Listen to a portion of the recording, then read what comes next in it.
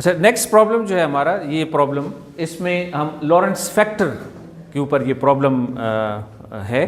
और सबसे पहले हम जाकर देखते हैं कि इस प्रॉब्लम की स्टेटमेंट क्या है और फिर इसको हम किस तरह सॉल्व कर सकते हैं। तो स्टेटमेंट ये है कि अगर इसको मैं हाईलाइट करूं आपके लिए कि to 8 significant figures what is speed parameter beta. ये तो अब डायरेक्ट आप, और लॉरेंस फैक्टर की वैल्यू, गैमा की वैल्यू दी गई है और उसकी 4 पॉसिबल वैल्यूज़ हैं। हर एक वैल्यू के लिए हमने कैलकुलेट करना है।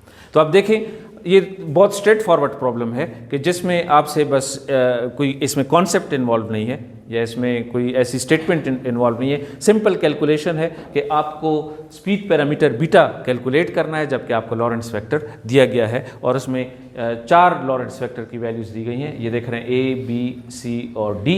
पहले 1 है, फिर 10 है, फिर 100 है, फिर 1000 है। तो ये सिर्फ थोड़ा सा यानी आपको आइडिया देने के लिए कि स्पीड पैरामीटर किस तरह चेंज होता है लॉरेंस फैक्टर के साथ, ठीक है ना। वेलोसिटी का स्पीड ऑफ लाइट के साथ रेशो है, तो वो किस तरह चेंज होता है जब आप लॉरेंस फैक्टर कैलकुलेट करें। तो लॉरेंस फैक्टर में बीटा यानी वेलोसिटीज़ का रेशो किस तरह चेंज होता है। तो उसके लिए सबसे पहले हम जाके लॉरेंस फैक्टर देखेंगे। हम आपको पता है कि लॉरेंस फैक्टर हमारे पास gamma is equal to 1 minus beta square under the root. और फिर उसके बाद अगर हम इसको थोड़ा सा रीअरेंज करना है, क्योंकि हमने बीटा को एक्सट्रैक्ट करना है, इस बीटा को इस स्क्वायर रूट से बाहर लाना है। तो हम इस बीटा, इस जो डिनोमिनेटर में है उसको उस तरफ ले गए, मल्टीप्लाई हो गया और ये 1 के बराबर आ गया। अब अगर हम इसको स्क्वायर कर दें, क्योंकि स्क्वायर रूट हटाना है, हमने बीटा को बाहर लेके आना है, तो इसलिए हमने इस दोनों साइड्स को, इस इक्वेशन को स्क्वायर कर दिया।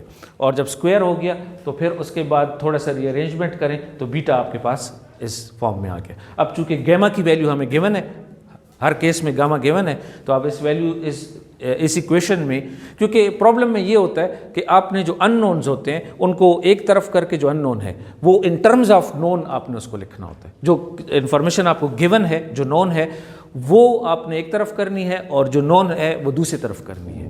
फिर उसके बाद एक सब्स्टिट्यूशन आ जाती है और फिर आप सब्स्टिट्यूट करते हैं वैल्यूज़ को और आंसर आ जाता है। अब मिसाल के तौर पर इस केस में, जो केस 1 है, इसमें अगर मैं वो वैल्यू पुट करूं और इसको कैलकुलेट करूं तो ये मेरे पास बीटा की वैल्यू आ जाएगी। अब सिंपल कैलकुलेशन है, आप इधर ये स्क्वायर है, आप इसका एलसीएम ले लें, माइनस करें, स्क्वायर रूट लें कैलकुलेटर की मदद से, तो आपके पास ये वैल्यू आप कंफर्म कर सकते हैं।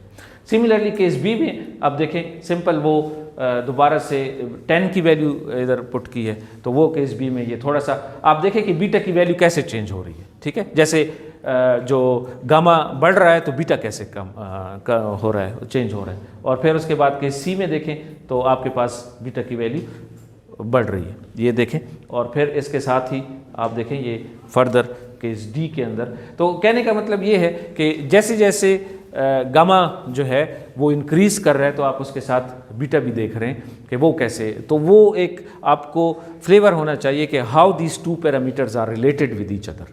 तो प्रॉब्लम का मकसद ये है कि आपको बताया जाए कि दोनों पैरामीटर्स एक दूसरे के साथ किस तरह रिलेटेड है। Otherwise calculationally it's quite simple, right.